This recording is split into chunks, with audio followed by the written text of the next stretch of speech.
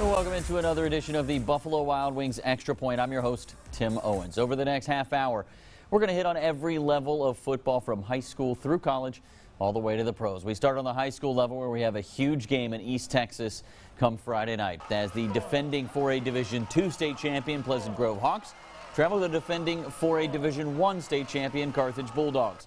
The Hawks' 19-game win streak was snapped 2 weeks ago, but they bounced back last Friday with a 49-0 win. But this Friday might be the biggest test of Josh Gibson's tenure at Pleasant Grove. We think Carthage is the best program in the state of Texas from 1A to 6A. You know, over the past 10 years, they have 6 state championships, and Coach Surratt and the kids there in the community are well bought in, and that's the program that we wanted to turn Pleasant Grove into. We were able to do that last year, and so we scheduled a game with them so that we could, use this as a measuring stick the next 2 years.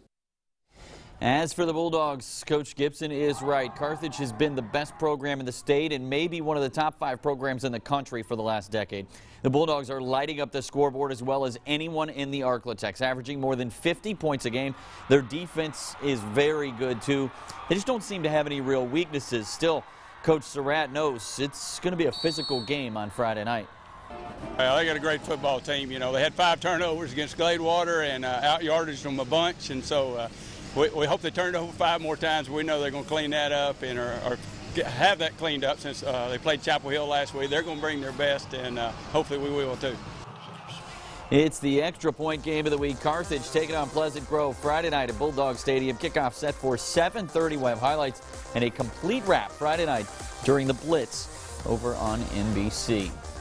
And that brings us to the extra point player of the week, and it goes to a young man who found the end zone 4 times in Friday's win over Houghton. Jory Perrys catches up with this week's Buffalo Wild Wings player of the week, Evangel running back Tamaj Sloan.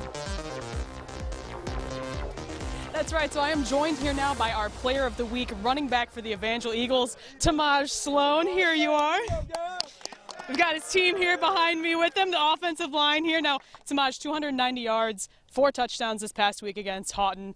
Out of over 80 different teams in our high school area, you were the very best. What does that mean to you? I mean, it meant a lot. God gave me the glory to just come out here and gave me the talent just to play, so I just used it. And you guys, tough schedule starting the season, now 2-0 in district. How big was this past win this week, and what does it mean to you to have been so productive? I mean, it meant a lot to us. We always stress, take one game at a time, so it was the next game, so that was the most important game we played. I was able to talk to a few of you guys after the games, and you said, people are doubting you. What's the mindset here at practice going into the rest of the season to prove them all wrong? Get more spirit and just come out and have fun.